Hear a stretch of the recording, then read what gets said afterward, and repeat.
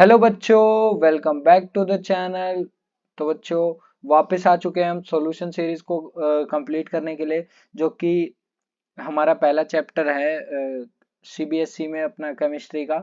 और तो आज इस सॉल्यूशन सीरीज का लगभग लास्ट ही वीडियो लेक्चर होने वाला है, क्योंकि इसके बाद कोई भी टॉपिक ऐसा नहीं रह जाता जो कि एग्जाम पॉइंट ऑफ व्यू से था और मैंने नहीं करवाया हो।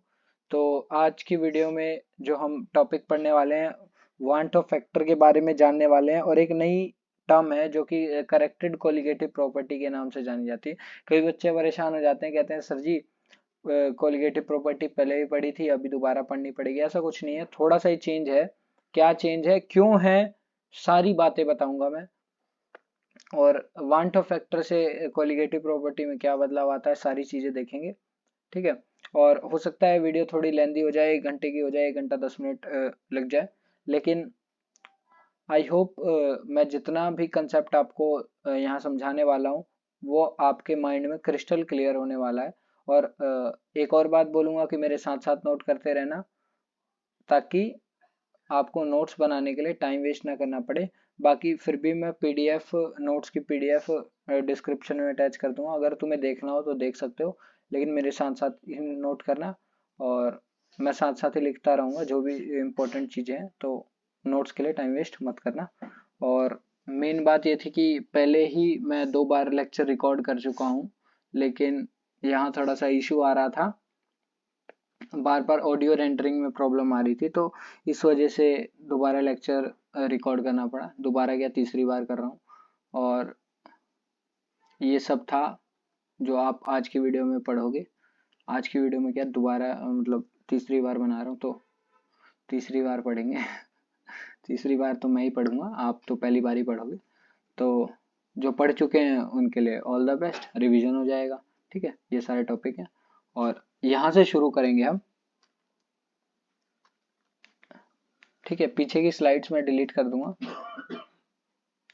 और आज का हमारा जो टॉपिक है, वांट ऑफ फैक्टर होने वाला है।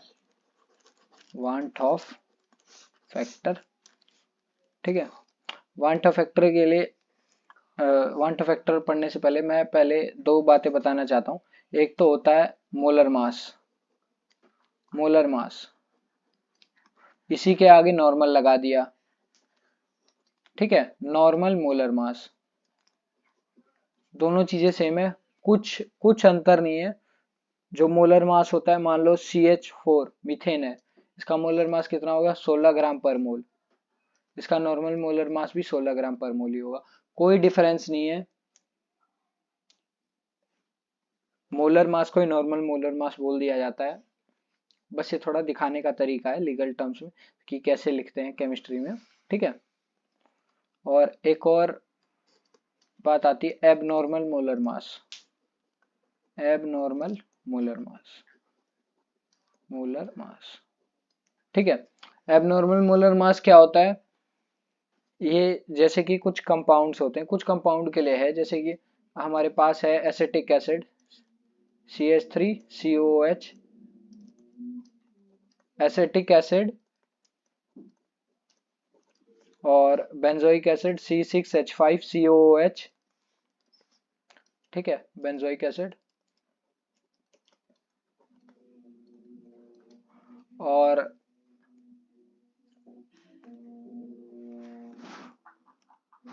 बेंजोइक एसिड और एसिटिक एसिड। एसिटिक एसिड के बारे में आपने सुना होगा, विनेगर है जो कि काफ़ी चौमिन वगैरह में यूज़ होता है, जिसे आप खाते हो। तो मतलब मेरे कहने का मतलब ये है कि इसका लिवर पे बहुत बहुत तो नहीं, बुरा इम्पैक्ट पड़ता है, तो इसलिए इसको अवॉइड करना चाहिए। विनेगर करके इसको हम कॉमन नेम में विनेगर की तरह जानते हैं, मतलब हमारे घरों में जो यूज़ होता है। ठीक है। और आगे मैं आपको एबनॉर्मल मोलर मास समझाता हूँ किस तरीके से होता है।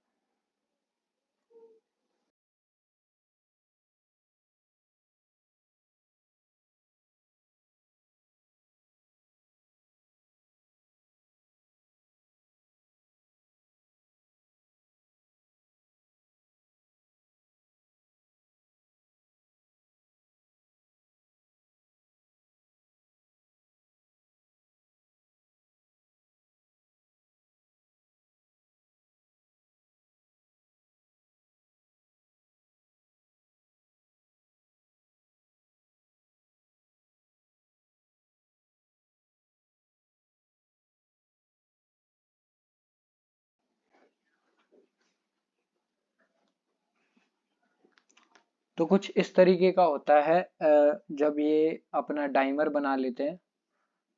वॉइस रुक गई थी मेरी। तो कुछ इस तरीके का होता है।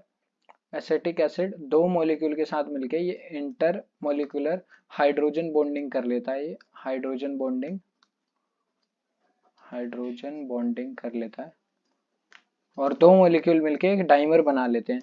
तो पहले जो जिस एसिटिक एसिड का मास 60 ग्राम पर मोल हुआ करता था, अब क्या हो गया, वो मास चेंज होके 120 ग्राम पर मोल हो गया। सेम इसी तरीके से बेंजोइक एसिड का भी होता है, उसका भी बना के देखेंगे। ठीक है, तो पहले इसको हमने समझ लिया कि हाँ इसने क्या कर लिया, डाइमर बना लिया, और डाइमर बनाने की वजह से इसका मास चेंज हो गया। और इस चेंज हुए जो ये मास चेंज हुआ, इसी मास को हम बोलते हैं एब नॉर्मल मोलर मास। ठीक है बच्चों, इतना समझ में आया कि कोई भी कंपाउंड मतलब ऐसे काफी मतलब कम ही कंपाउंड है, CH4 मीथेन वगैरह, मीथेन इथेन प्रोपेन वगैरह नहीं बनाते, लेकिन जैसे एसिटिक एसिड हो गया, बेंजोइक एसिड हो गया, और भी कुछ बहुत से ऐसे कंपाउंड हैं जो कि डाइमर बना लेते हैं। और डाइमर बना लेते हैं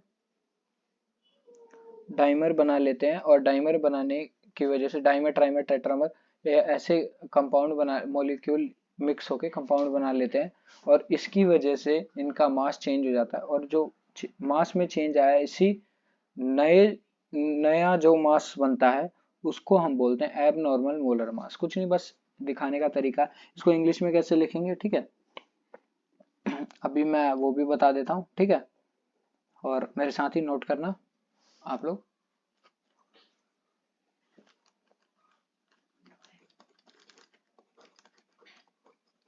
एबनॉर्मल मोलर मास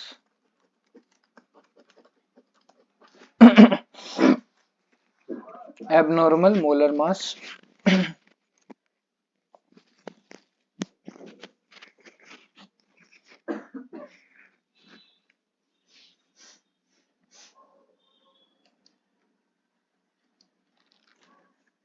वो पेन चेंज कर लिया मैंने।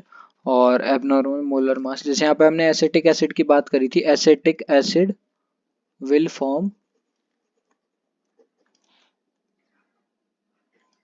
Dimer, acetic acid will form dimer due to hydrogen bonding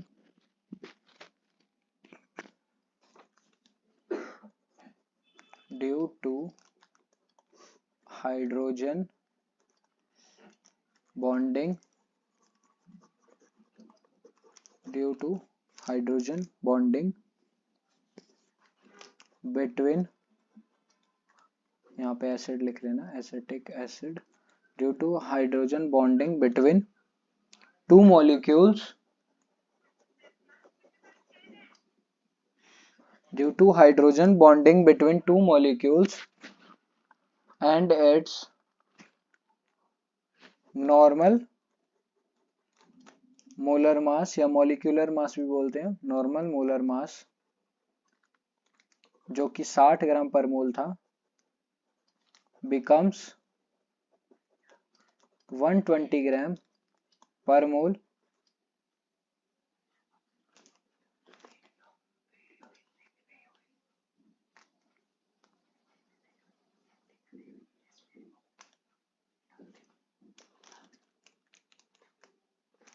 becomes 120 ग्राम पर मोल। और इसी मोलर मास को बोलते हैं, this molar mass is known as abnormal molar mass। ठीक है, अब एक काम करते हैं, बेंजोइक एसिड का भी बना के देख लेते हैं, सेम इसी तरीके से बनेगा। ठीक है, C6H5COOH, ये हो गया बेंजोइक एसिड। और benzoic acid C6H5C double bond O OH यहाँ पे दूसरा मॉलिक्यूल आ जाएगा HOC6H5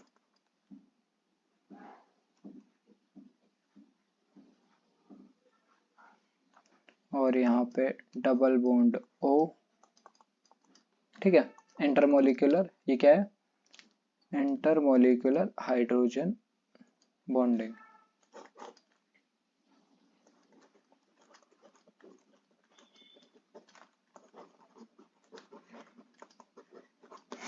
ठीक है बच्चों, तो समझ में आया। इस तरीके से इसने भी टाइमर बना लिया।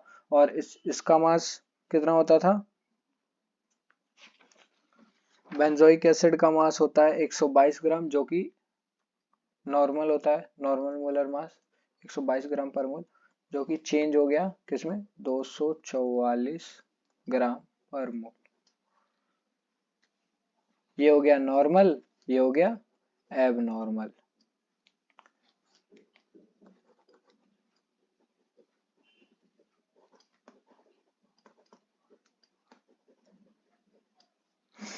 ठीक है, और ये नॉर्मल मोलर मास है। अब आगे बढ़ते हैं। कहोगे सर जी आपने normal molar mass, abnormal molar mass के बारे में बता दिया, इन दोनों के बारे में डिफरेंस समझ में आ गया, क्या क्या होता है और किस तरीके से होता है। लेकिन सर वांट ऑफ फैक्टर का इससे क्या लेना देना। तो वांट ऑफ फैक्टर का इससे इससे ऐसे इस तरीके से लेना देना है कि जो वांट ऑफ फैक्टर होता है, van't of factor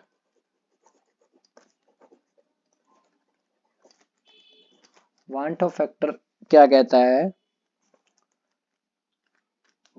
want of factor जिसको हम आई से दिखाते हैं, ठीक है, इसको आई से दिखाते हैं, स्मॉल आई से, वो ये कहता है कि मैं तो जी रेशो हूं किस किस का, नॉर्मल मोलर मास और नॉर्मल मोलर मास और एबनॉर्मल मोलर मास का। ठीक है, तो ऐसे कहता है वांट ऑफ फैक्टर की जी मैं तो नॉर्मल मोलर मास हूँ, एबनॉर्मल मोलर मास और इन दोनों का रेशो हूं मैं। और इस तरीके से आप वांट ऑफ फैक्टर निकाल सकते हो। ऊपर जो भी नॉर्मल मोलर मास होगा, नीचे जो भी एबनॉर्मल मोलर मास होगा, उसको वैल्यू पुट करके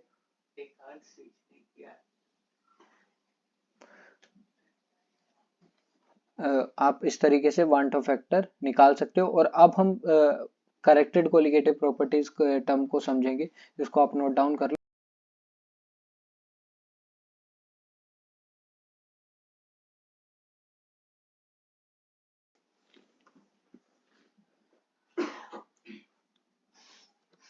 तो वापस आते हैं और करेक्टेड कोलिगेटिव प्रॉपर्टीज को ठीक करते हैं, मतलब कोलिगेटिव प्रॉपर्टीज को करेक्ट करते हैं वांट ऑफ फैक्टर की मदद से। करेक्टेड कोलिगेटिव प्रॉपर्टीज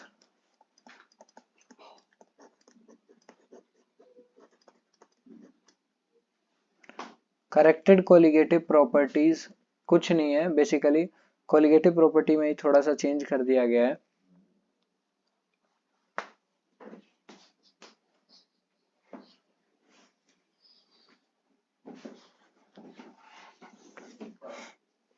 ठीक है, कोलिगेटिव प्रॉपर्टीज हमारी कौन कौन सी है, सबको देख लेते हैं। सबके आगे आई लग जाएगा, सबके आगे जितनी कोलिगेटिव प्रॉपर्टीज है सबके आगे आई लग जाएगा। किस तरीके से लगेगा देखते हैं।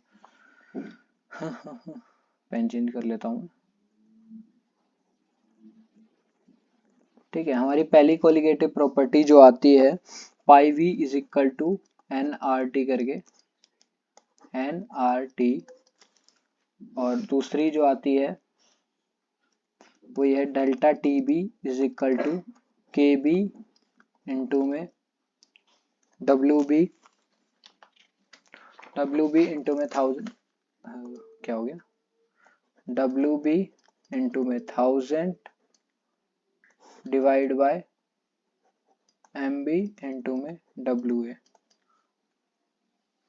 ठीक है, और तीसरी कोलिगेटिव प्रॉपर्टी हमारी क्या थी, delta T F is equal to K F into में W B into 1000 divide by M B into में डब्ल्यू। और चौथी कॉलिगेटिव प्रॉपर्टी हमारी ये थी P not A minus P S upon में P not A is equal to chi. ठीक है, कुछ इस तरीके की हमारी कॉलिगेटिव प्रॉपर्टी थी। वन टू फैक्टर ये कहता है कि सर जी अभी तो आपके आंसर ऐसे करोगे तो गलत आएंगे, और एक काम करो आप मेरा फैक्टर लगा लो। ठीक है, आप वन टू फैक्टर को यहाँ पे लगा लो, अब जो आंसर आएंगे बिल्कुल सही होंगे। अब कई बच्चे इस बात से कंफ्यूज होंगे, सर जी हमने पहले जो क्वेश्चन किए थे ग्लूकोज सुक्रोज वाले, ग्लूकोज सुक्रोज यूरिया वाले, इथाइलिन ग्लाइकोल के जो क्वेश्चन किए थे वो क्या गलत हो जाएंगे? इस तरीके से जो हमने इस तरीके से किया है वो गलत हो जाएंगे क्या?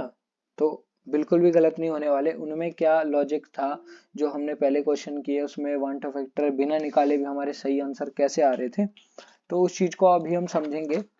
ठीक है, तो देखा जाए हमने जितने भी क्वेश्चन किए थे ग्लूकोज के, ग्लूकोज हो गया, ठीक है, ग्लूकोज हो गया, सुक्रोज हो गया, यूरिया हो गया, और अपना इथाइलिन ग्लाइकोल हो गया, इथाइलिन ग्लाइकोल, जितने भी हमने ये क्वेश्चन किए थे, ये जितने भी कंपाउंड हम देखेंगे ये तीनों चारों हमने जो क्वेश्चन अटेम्प्ट किए थे, क्या होता है इनके में कि अगर ये एक्वस मीडियम में जाते हैं ना, एक्वस मीडियम में जाने के बाद भी ये सेम एज इट इज रहते हैं। ठीक है, एक्वस मीडियम में भी सेम रहते हैं। बात कर लेते हैं ग्लूकोज की, C6H12O6 का फॉर्मूला है, और ये एक्वस मीडियम में जाने के बाद भी एज इट इज 1 मोलर है मान लो हमारे पास, एक्वस मीडियम में जाने के बाद भी C6H12 ऐसा ही रहेगा, टूटता नहीं है। ठीक है, सेम इसी तरीके से सुक्रोज, यूरिया, इथाइलिन ग्लाइकोल ये सब भी टूटते नहीं है एक्वस मीडियम में जाने के बाद। ठीक है, तो और जब हमने इनका वन टू फैक्टर निकाला तो नॉर्मल मोलर मास कितना था इसका, नहीं यहाँ पे नॉर्मल मोलर मास का कंसेप्ट नहीं लगेगा, यहाँ पे ये लगेगा कि एक्वस मीडियम में जाने से पहले और जाने के बाद, तो यानी कि ये एसोसिएट ही नहीं हुआ, टूटा ही नहीं, ये किसी आयंस में टूटा ही नहीं, तो टूटा ही नहीं तो पहले कितना, मतलब टूटने के बाद तो नहीं बोलेंगे, एक्वस मीडियम में कितना मोलर है 1, और पहले कितना था 1, तो इसका वन टू फैक्टर 1 आया। तो इस वजह से इसके ऊपर हम कोई भी कोलिगेटिव प्रॉपर्टी का फॉर्मूला अप्लाई करेंगे तो इनके जितने भी सवाल हैं कोई भी गलत आंसर नहीं आने वाला है, क्योंकि इसका वन टू फैक्टर 1 आ गया। या तो हम इसको सॉल्व करके भी दिखाएंगे तो भी 1 से तो कोई फर्क पड़ता ही नहीं है, 1 से मल्टीप्लाई करो, डिवाइड करो, कुछ करो। ठीक है, तो सेम इसी तरीके से हमारी ये जितनी भी वैल्यूज थी, हमने ग्लूकोज सुक्रोज के क्वेश्चन किए थे उसमें आंसर हमारा बिल्कुल सही आया था। लेकिन गलती कहाँ होती है, मान लो जैसे कि हमारे पास NaCl है, ठीक है, 1 मोलर NaCl है हमारे पास। अब ये क्या करेगा, ये एक्वस मीडियम में जाते ही कहेगा सर जी मैं तो टूट गया, मैं तो टूट गया, Na प्लस और Cl माइनस में, Na प्लस और Cl माइनस में टूट गया। तो पहले कितने मोल्स थे, पहले कितने मोल्स थे 1 मोल, टूटने के बाद 2 मोल। तो जो टूटने के बाद जो कंडीशन आती है उसको हम ऊपर लिखते हैं, टूटने से पहले कितना था 1, तो इसका वन टू फैक्टर आ गया 2। इस तरीके से एक और फॉर्मूला है जो कि ऐसे कंपाउंड्स पे लगता है जो कि टूट जाते हैं, जो कि एक्वस मीडियम में जाने के बाद टूट जाते हैं या जुड़ जाते हैं, ऐसे सभी कंपाउंड्स पे वन टू फैक्टर का दूसरा फॉर्मूला लगता है, जो कि मतलब फॉर्मूला तो नहीं बोलेंगे, वन टू फैक्टर हम दूसरे तरीके से निकालते हैं कि number of moles after dissociation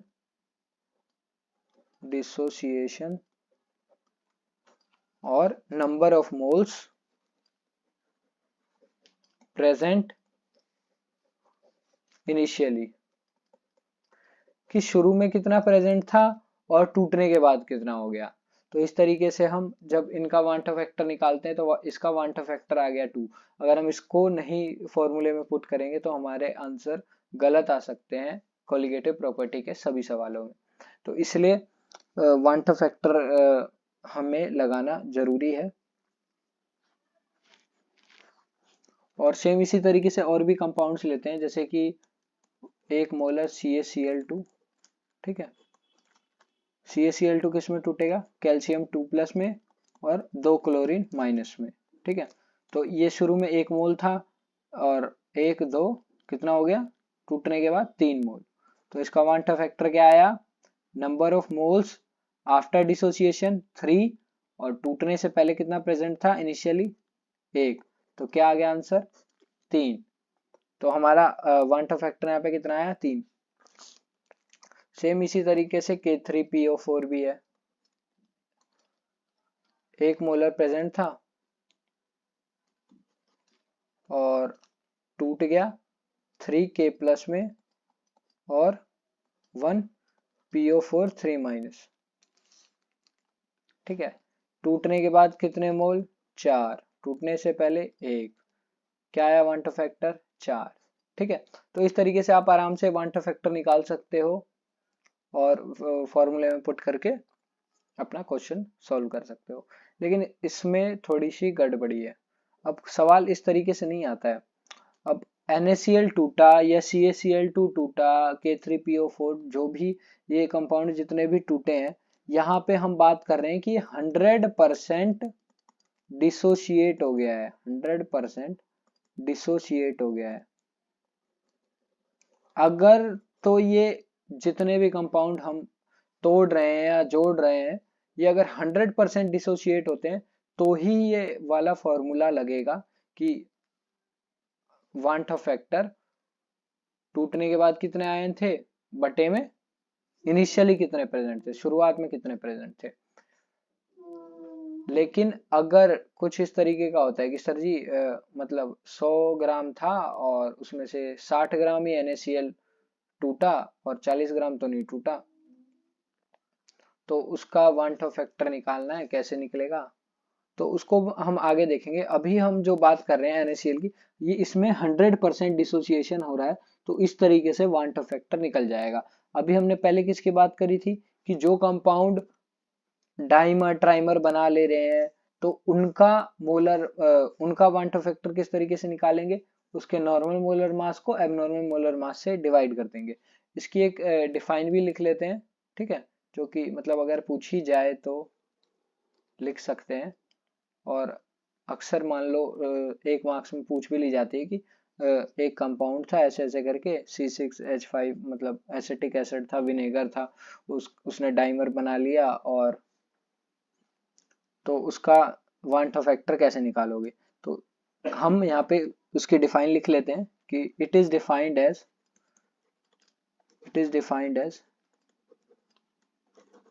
यानी, यार ये क्या लिख दिया मैंने, सॉरी पूरा लिखता हूँ मैं। Want of factor is defined as the ratio of normal molar mass and ratio of normal molar mass to abnormal molar mass of the molecule या compound, कुछ भी बोल सकते हैं हम।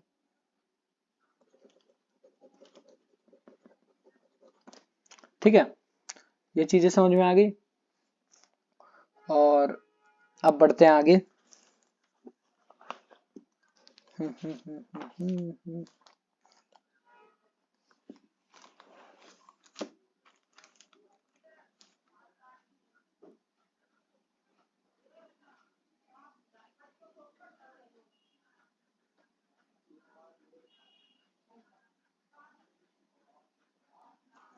अच्छा, एक क्वेश्चन करते हैं, ठीक है, एक क्वेश्चन करते हैं। CH3COOH एसिटिक एसिड है, एक्वस मीडियम में गया और एक्वस मीडियम में जाने के बाद ये कैसे टूट गया, CH3COO minus plus 1H plus. ठीक है, तो इसका वांट फैक्टर क्या है, टूटने के बाद 2 मोल, टूटने से पहले 1 मोल, क्या आ गया 2।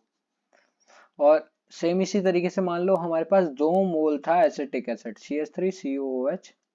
ठीक है, एक्वस मीडियम में गया और क्या हुआ, एक्वस मीडियम में जाने के बाद इसने एसोसिएशन कर लिया और ये दूसरे एसिटिक एसिड के मॉलिक्यूल के साथ मिलके इसने डाइमर बना लिया और ये कुछ इस तरीके का कंपाउंड बन गया। तो जुड़ने से पहले कितना था, 2 मोलर, जुड़ने के बाद कितना हो गया 1 मोलर। तो इसका वांट फैक्टर क्या आएगा, आफ्टर एसोसिएशन 1 और इनिशियली कितना प्रेजेंट था 2, तो इसका क्या आ गया वांट फैक्टर 0.5। सेम इसी तरीके से हमने पीछे भी निकाला था, यहाँ देख सकते हैं। ठीक है,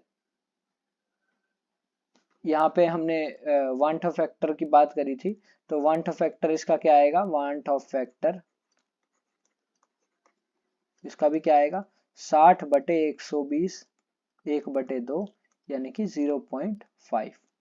यहाँ पे भी इस मेथड से भी यही आंसर आ रहा है, क्योंकि बात तो वही है ना कि मतलब इसने डाइमर बना लिया और इसका मास इस तरीके से चेंज हो गया, तो इसका वांट ऑफ फैक्टर क्या आया 0.5। हमने यहाँ पे भी सॉल्व किया 0.5 आया।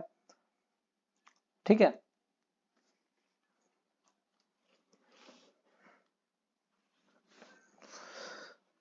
अब आगे बढ़ते हैं और अब हम पहुंचते हैं कि भाई मान लो कुछ ऐसा हुआ कि 5% ही NaCl टूटा, 10% ही टूटा, 25 टूटा, 55 टूटा, इस वाली चीजों की बात करते हैं। अभी तक जो हमने बात करी थी 100% डिसोसिएशन या एसोसिएशन हो रहा था उसकी बात करी थी हमने।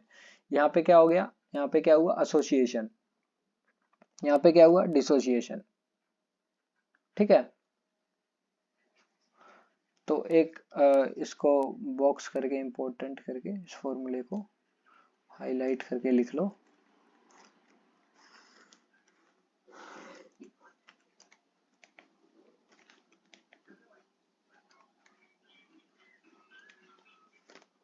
I इज इक्वल टू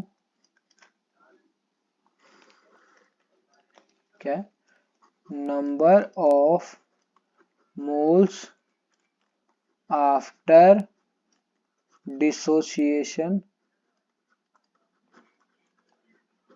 या एसोसिएशन। ठीक है, और number of moles present initially. ठीक है, और एक और फॉर्मूला क्या है जो कि लगता है एबनॉर्मल और नॉर्मल मोलर मास के एस्पेक्ट से, वो ये होता है नॉर्मल मोलर मास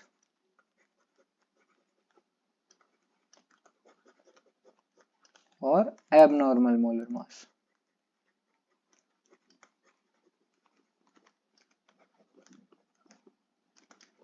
ठीक है, इतना समझ में आ गया। तो अब आपको ये समझ में आ गया कि हाँ सर ऐसे जितने भी सवाल आएंगे 100% डिसोसिएशन या एसोसिएशन के, 100% डिसोसिएशन या एसोसिएशन,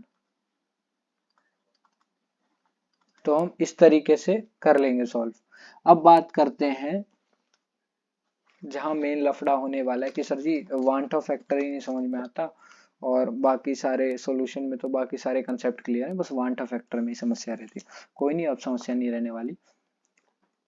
अब जो मैं समझाऊंगा अगर आपको अब समझ में आ गया, क्योंकि इसके बाद वांट ऑफ फैक्टर टॉपिक में कुछ भी नहीं है, अभी तक जितना समझ में आ गया वो बहुत मतलब बहुत बेस्ट था, और अभी जो समझ में आएगा वो भी बहुत बेस्ट होने वाला है। उसके बाद कोई टॉपिक नहीं रह जाएगा कि वांट ऑफ फैक्टर में कोई डाउट रह रहा हो। अगर फिर भी कुछ रह जाता है, आई गेस किसी को नहीं डाउट रहेगा, लेकिन अगर फिर भी किसी बच्चे का पर्टिकुलरली कि हाँ सर अगर ऐसे नहीं होता ऐसे हो जाता, तो कोई नहीं, आप इंस्टा पे DM कर दो और वहां पे मैं आपको रिप्लाई कर दूंगा, एक वीडियो बना के भेज दूंगा कि बच्चे ऐसे ऐसे करके होता है। और ठीक है, तो चलो वापस आते हैं टॉपिक पे।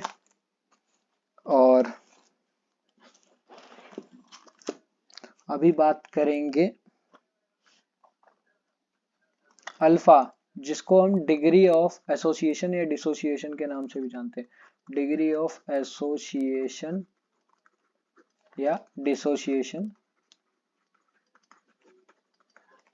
ठीक है, इस चीज को इस तरीके से समझिए, मान लो मेरे पास NaCl था, ठीक है, कितना 100 ग्राम, उसमें से हुआ कुछ यूं कि 60 ग्राम ही टूटा, 60 ग्राम डिसोसिएट हो गया, 40 ग्राम नहीं हुआ। तो अब बता दो कि कितना डिसोसिएट हुआ, उसकी मतलब कितना डिसोसिएट हुआ।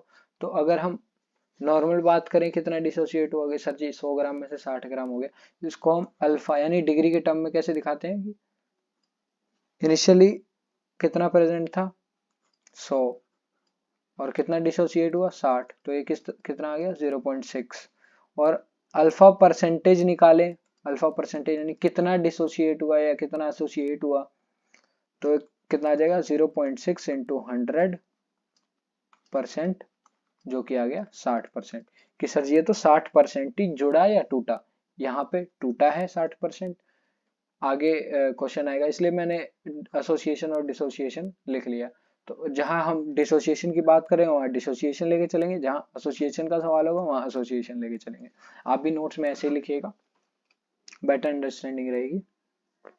ठीक है, नहीं तो कई बच्चे कहेंगे कि यार यहाँ पे तो एसोसिएशन लिखा है, आगे डिसोसिएशन। कुछ भी लिख सकते हो अपने जिस प्रकार का क्वेश्चन है उस तरीके से आप इसको मॉडिफाई कर सकते हो। अल्फा मतलब ये है कि डिग्री दिखाता है, किसका एसोसिएशन या डिसोसिएशन क्वेश्चन पे डिपेंड करता है।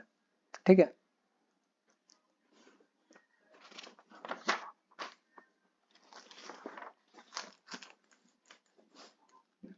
ठीक है, आगे बढ़ते हैं। और एक नया कंपाउंड है जो कि आप भी सॉल्व करोगे मेरे साथ। एग्जाम्पल एज एग्जाम्पल या क्वेश्चन लिख लो कि 100 ग्राम MgCl2 है, 100 ग्राम MgCl2 है और उसमें से 20 ग्राम ही डिसोशिएट हुआ, डिसोशिएट हुआ। ठीक है, तो इसका अल्फा यानी कि डिग्री ऑफ डिसोसिएशन कितना होगा, तो क्या होगा टूटना कितना टूटा 20 ग्राम, इनिशियली कितना था 100, क्या आ गया 0.2। इसका अल्फा परसेंटेज निकालें, यानी कि परसेंटेज डिसोसिएशन कितने परसेंट टूटा, तो 0.2 इंटू 100% कितना आ गया 20%। कि सर जी ये तो 20% ही टूटा है। ठीक है, सेम इसी तरीके से आप CH3COOH का निकालोगे। यहाँ पे एक चीज ध्यान दोगे, क्योंकि मैं डिसोसिएशन एसोसिएशन अल्फा के साथ साथ ही लिखवा रहा था यहाँ पे। अब आपको समझ में आएगा, मान लो जैसे कि मेरे पास 1000 ग्राम था, ठीक है, और 1000 ग्राम में से 60 ग्राम ही एसोसिएट हुआ, यानी कि 60 ग्राम ही डाइमर बना पाया। तो इस तरीके से अल्फा यानी कि यहाँ पे डिग्री ऑफ एसोसिएशन कितना हुआ कि एसोसिएट कितना हुआ 60 ग्राम और इनिशियली कितना प्रेजेंट था 1000, तो क्या है आंसर 0.06।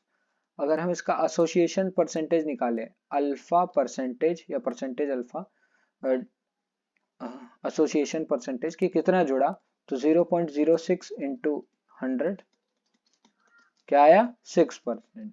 तो सर जी ऐसा है कुछ 6% जुड़ा। और नॉर्मली भी अगर आप तुक्का लगा के देखोगे तो 1000 ग्राम में से 60 ग्राम ही जुड़ा, तो यानी कि 6% है। और 100 में से 6 ग्राम जुड़ा तो भी 6% है। और यहाँ पे बात करें 100 में से 20 ग्राम जुड़ा तो भी 20% है। तो इस तरीके से है, लेकिन इतना इजी क्वेश्चन नहीं आता है। अभी तो हमने सिर्फ अल्फा परसेंटेज और अल्फा निकाला है, हमें आई कैसे निकालना है इसकी बात करते हैं हम। ठीक है, क्योंकि एट द एंड हमें तो वांट ऑफ फैक्टर ही ना निकालना है। अब कहोगे सर जी आपने डिग्री ऑफ डिसोसिएशन एसोसिएशन बताया, कुछ समझ में नहीं आया। अभी समझ में आएगा, क्योंकि डिग्री ऑफ डिसोसिएशन एसोसिएशन ही हमारी हेल्प करेंगे कि हमारा वांट ऑफ फैक्टर क्या होगा ये पता करने में। ठीक है, अगर परसेंटेज डिसोसिएशन या एसोसिएशन होता है कि इतना टूटा या इतने ग्राम टूटा या इतने ग्राम जुड़ा या इतने परसेंट जुड़ा। ठीक है, आगे बढ़ते हैं। बात करते हैं डिसोसिएशन की। डिसोसिएशन डिसोसिएशन में वांट फैक्टर निकालने का क्या फॉर्मूला होता है? Alpha is equal to I minus one N minus one. I क्या है यहाँ पे? हमारा वांट फैक्टर। एन क्या है? एन क्या है बताओ? चलो मैं ही बता देता हूं। Number of moles produced after dissociation, यानी कि टूटने के बाद कितने मोल बने। ठीक है, तो इस चीज का भी ध्यान रखना है कि टूटने के बाद कितने मोल बने। ठीक है, और अल्फा तो आपको पता ही है, degree of dissociation, degree of dissociation. ठीक है, सेम इसी के साथ साथ इसको इंपॉर्टेंट मार्क कर लो, इस स्लाइड को।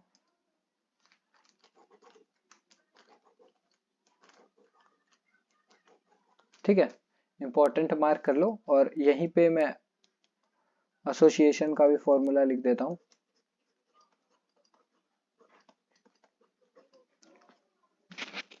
एक सेकंड।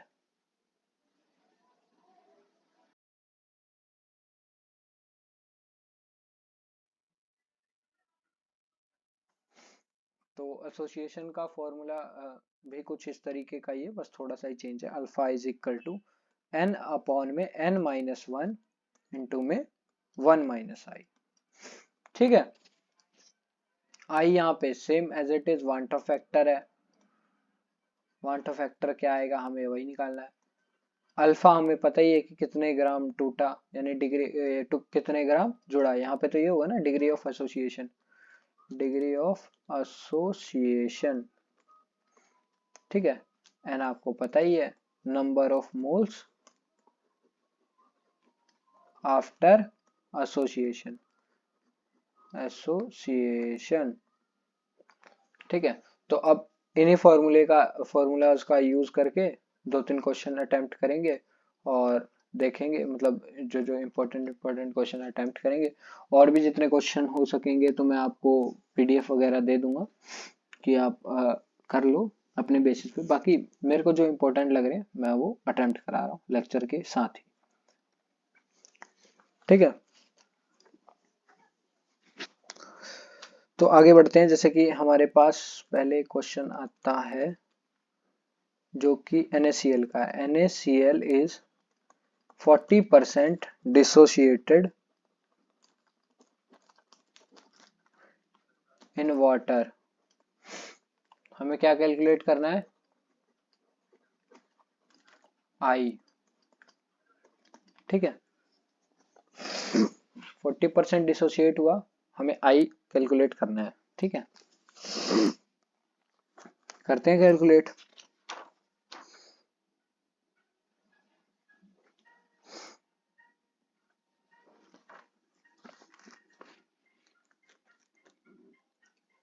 ठीक है, और सबसे पहले देख लेते हैं क्वेश्चन में क्या क्या गिवन है। अल्फा परसेंटेज गिवन है, अल्फा परसेंटेज 40%।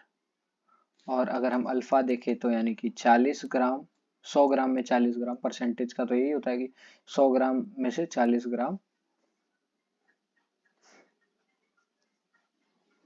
डिसोशिएट हुआ। फॉर्मूला क्या होता है डिसोसिएशन का? ये बात गांठ बांध के रख लो कि सर जी अगर डिसोसिएशन का आएगा तो n माइनस वन और ऊपर क्या होगा i माइनस वन।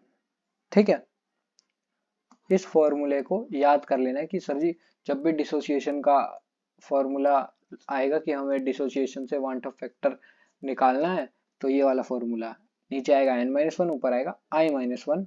ठीक है, वैल्यूज पुट करेंगे सिंपल।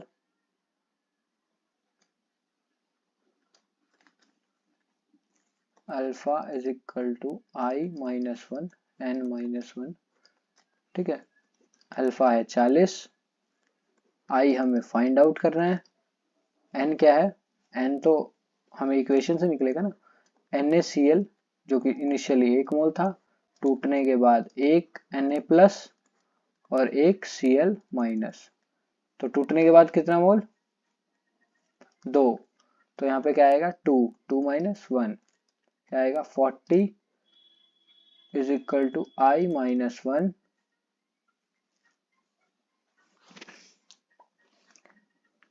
ठीक है,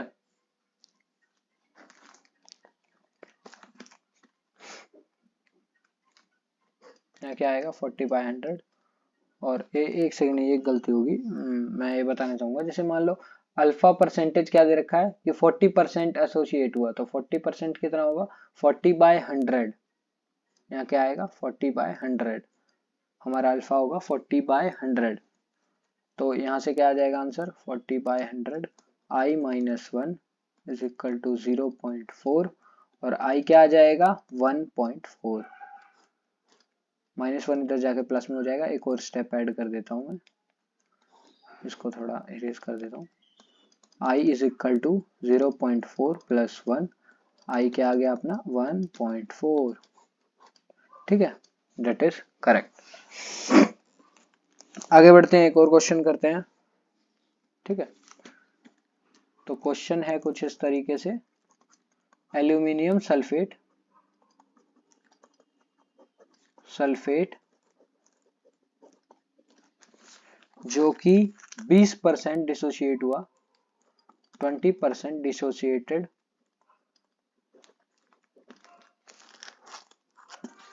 इन वाटर। क्या कैलकुलेट करना है हमें, calculate I, want of factor निकालो। तो एल्यूमिनियम सल्फेट क्या होता है, सबसे पहले तो ये लिख Al2SO4 सबसे पहले ये लिख लिया, इक्वेशन लिख लो सबसे पहले, ये क्या आ जाएगा 2Al प्लस 3SO4 2 माइनस। ठीक है, टूटने के बाद कितने मोल, 5। तो हमें क्या ध्यान रखना है कि इसमें डिसोसिएशन वाला फॉर्मूला आएगा, डिसोसिएशन का फॉर्मूला I माइनस 1 अपॉन में N माइनस 1। अल्फा क्या है 20/100, I हमें फाइंड आउट करना है, और N क्या है 5, 5 माइनस 1, और 5 माइनस 1 यहाँ क्या हो जाएगा, ये हो जाएगा 4। ठीक है, और ये क्या हो जाएगा 20/100, 0.2 is equal to I minus 1 divide by 4। 4 इधर जाएगा मल्टीप्लाई होगा, I minus 1 is equal to 0.2 into 4। I minus 1 क्या आ गया 0.8, I क्या आ गया 0.8 प्लस 1, I आ गया हमारे पास 1.8। Date is correct. तो इस तरीके से मतलब इतने इजी क्वेश्चन आएंगे, वांट ऑफ फैक्टर निकालो। वांट ऑफ फैक्टर अब यहाँ से निकाल लिया, कोलिगेटिव प्रॉपर्टी में तो तुरंत वैल्यूज पुट करो आंसर आ जाएगा। मेन जो काम था आपको वांट ऑफ फैक्टर निकालना था कि हमें इक्वेशन देखनी है कैसे टूटेगी, एन की वैल्यू पुट करनी है, सारी चीजें क्वेश्चन में गिवन है। ठीक है, इस तरीके से है। और एक बेंजोइक एसिड का भी बात कर लेते हैं, बेंजोइक एसिड का भी क्वेश्चन, एसोसिएशन का भी क्वेश्चन ले लेते हैं, है ना। अभी हमने 2 क्वेश्चन डिसोसिएशन के किए, एक क्वेश्चन एसोसिएशन का भी देख ही लेते हैं। बेंजोइक एसिड इज, मान लेते हैं, हाँ 20 ठीक है, हाँ ठीक है 20, एक सेकेंड, 20% मान लेते हैं कि 20% ही एसोसिएट हो गया वाटर में। तो हमें क्या करना है, आई निकालना है, कैलकुलेट आई।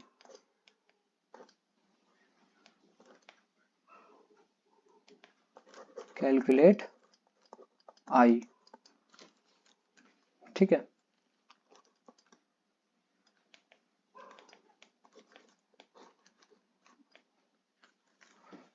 तो सबसे पहले हमें क्या याद करना होगा कि एसोसिएशन नहीं, बेंजोइक एसिड कैसे टूटता है, C6H5COOH।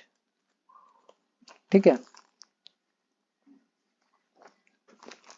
2 मोल यहाँ पे बेंजोइक एसिड है, और ये कुछ इस तरीके से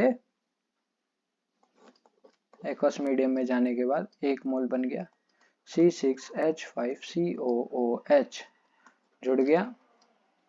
ठीक है, और जुड़ने के बाद N क्या आया इसका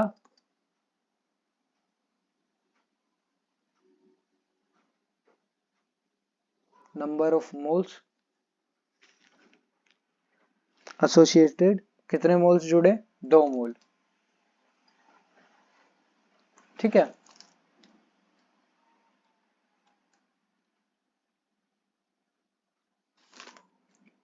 तो अब हमें फॉर्मूला याद करना होगा। एसोसिएशन का फॉर्मूला क्या है, n अपॉन में n-1 अपॉन में 1 माइनस आई। ठीक है, कुछ इस तरीके से हमें इसी में वैल्यूज पुट कर देनी है। वैल्यूज क्या आएगी, अल्फा क्या आएगा 20/100, n 2 अपॉन में 2 माइनस 1,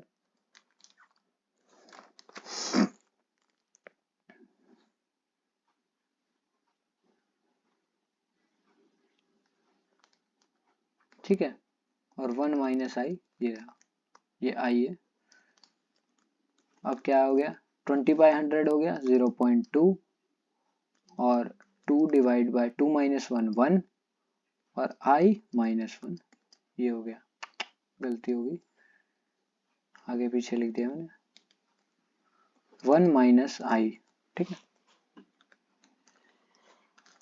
तो ये होगा कुछ इस तरीके से, 2 इधर चला जाएगा मल्टीप्लाई में, इधर जाके डिवाइड में हो जाएगा। क्या आ जाएगा आंसर, 0.1, और ये हो जाएगा 1 माइनस आई। आई को इधर भेज देंगे, I is equal to 1 minus 0.1, आई क्या आ गया हमारा 0.9। ठीक है, तो इस तरीके के क्वेश्चन आएंगे, बस आपको वैल्यूज पुट करनी है, आंसर निकालना है, और आई की वैल्यू को कहाँ पुट करना है, कोलिगेटिव प्रॉपर्टीज के क्वेश्चन में। तो एक क्वेश्चन में देता हूँ आपको होमवर्क, ठीक है, आप सॉल्व जरूर कीजिएगा। Na2SO4 इक्वेशन ही लिख देता हूँ, 2Na2 प्लस में टूटा और SO4 2 माइनस में टूटा। ठीक है, तो इसमें क्या सॉल्व करना है तुम्हें, अल्फा परसेंटेज दे रखा है 10% टूटा है, तो अभी तुम्हें बताना है कि इसका वांट फैक्टर क्या होगा। ठीक है, एक सेकेंड।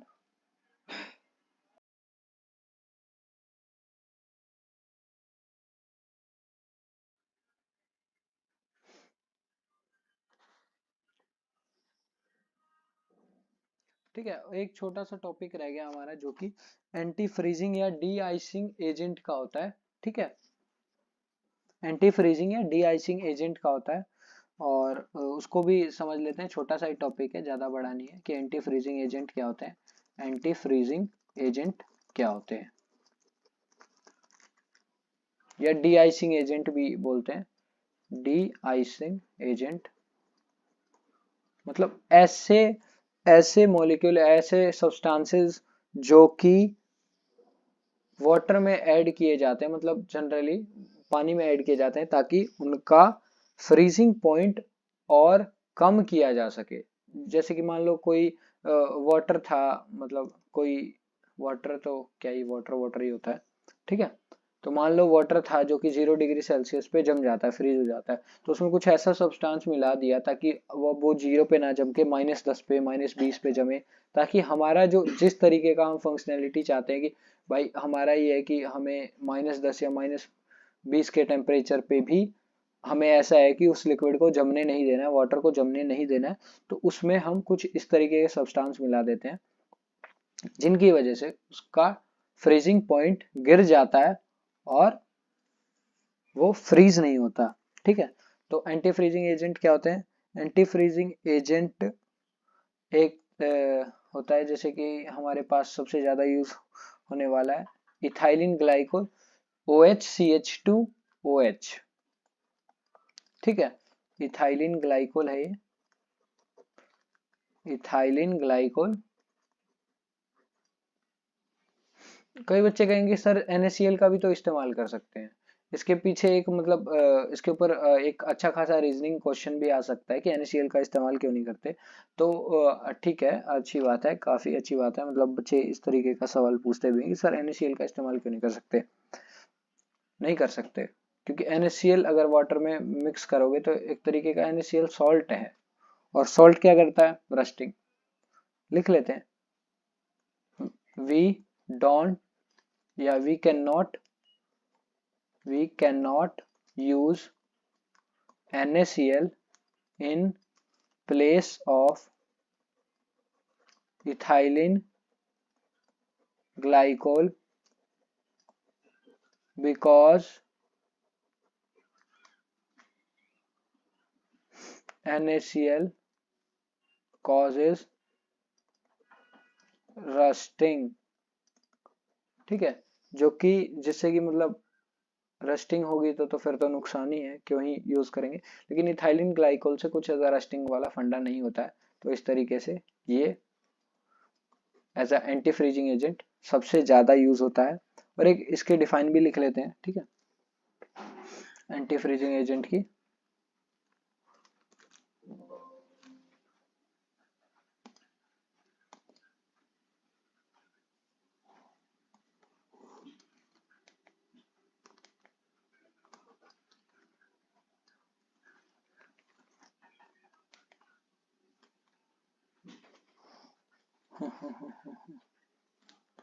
ठीक है, एंटी फ्रीजिंग एजेंट की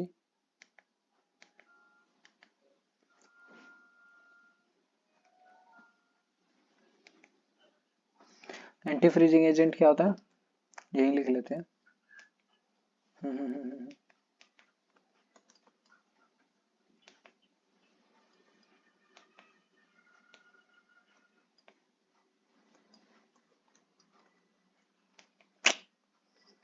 क्या प्रॉब्लम आ गई, हो शिट, ये प्रॉब्लम आ गई।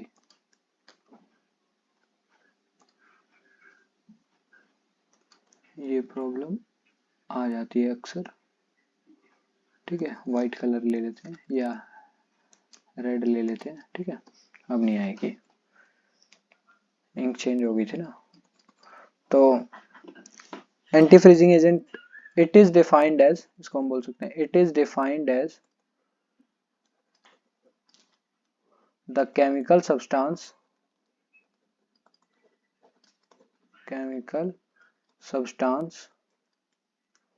which is generally added in water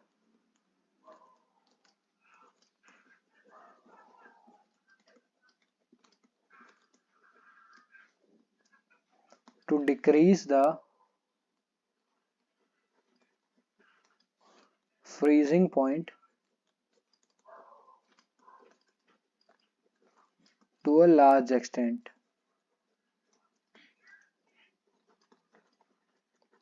ठीक है बच्चों, तो यहाँ तक था हमारा एंटी फ्रीजिंग एजेंट का, मतलब एंटी फ्रीजिंग एजेंट तो छोटा सा ही टॉपिक था, मतलब वांट ऑफ फैक्टर भी हो गया, करेक्टेड कोलिगेटिव प्रॉपर्टी भी हो गई, थोड़ा सा चेंज था, वांट ऑफ फैक्टर इंट्रोड्यूस करना था कोलिगेटिव प्रॉपर्टी में। बस यही बात थी जो आपको समझानी थी। और आई होप कि आपको वीडियो काफ़ी अच्छा लगा हो। अच्छा लगा हो तो लाइक करना, कमेंट ज़रूर करना, ताकि मुझे भी पता चल सके कि हाँ भाई बच्चे पढ़ रहे हैं, समझ में भी आ रहा है और बच्चों को अच्छा भी लग रहा है। तो एक मेरे को मोटिवेशन मिलता है। तो बाकी आगे भी हम इसमें लेक्चर वगैरह ऐड करते रहेंगे इस सीरीज में, ताकि ये सीरीज हमेशा अपडेटेड रहे। और भी जैसे क्वेश्चन न्यूमेरिकल वगैरह मेरे को अच्छे लगेंगे तो इसी सीरीज में लास्ट में ऐड कर दूंगा मैं। और अगर किसी बच्चे को कोई डाउट आता है और ऐसा लगता है मेरे को कि वो डाउट सबको समझाना ही चाहिए, तो उसको भी मैं इस सीरीज में ऐड कर दूंगा। तो आप अपडेटेड रहिए, और मैं भी आपको इंस्टाग्राम या कम्युनिटी पोस्ट के थ्रू अपडेटेड करता रहूँगा कि हाँ इसमें मैंने ये कंटेंट ऐड किया है, और आप यहाँ से जाके देख सकते हो, ताकि आपका कुछ भी सिलेबस मिस ना होए। और आई होप कि ये लास्ट वीडियो होगा इस सीरीज़ का। इसके बाद हम शुरू करने वाले हैं केमिकल काइनेटिक्स या अपना इलेक्ट्रोकेमिस्ट्री, जो भी मेरे को सुटेबल लगेगा या जो भी ऐसा लगेगा कि पहले बताना चाहिए, पहले शुरू करना चाहिए, तो वो चीज़ करेंगे, या जो बच्चे बताएंगे तो उस हिसाब से करेंगे। ठीक है, तो इस सीरीज़ को यहीं ख़त्म करते हैं। अगर आपका कोई डाउट हो कमेंट ज़रूर कर देना, और अगर मैं वहाँ पे भी ना देखूँ, मतलब कमेंट्स तो मैं पढ़ ही लेता हूँ, लेकिन मैं बता देता हूँ कि कमेंट आप कर देना, कोई दिक्कत नहीं, लेकिन आपके जितने भी डाउट्स हैं इंस्टाग्राम पे मेरे को डीएम कर देना, वहाँ पे मैं आपको 100% आपको रिस्पॉन्स दूंगा कि ऐसे ऐसे होगा बच्चे सॉल्व, और ऐसे ऐसे करके ये आपको समझना चाहिए। और एट द एंड यही बोलूँगा कि आप प्रैक्टिस करते रहिए, रिवीजन करते रहिए, एग्जाम्स भी आ रहे हैं। तो मिलते हैं नेक्स्ट वीडियो में, तब तक के लिए पढ़ते रहिए। जय हिंद।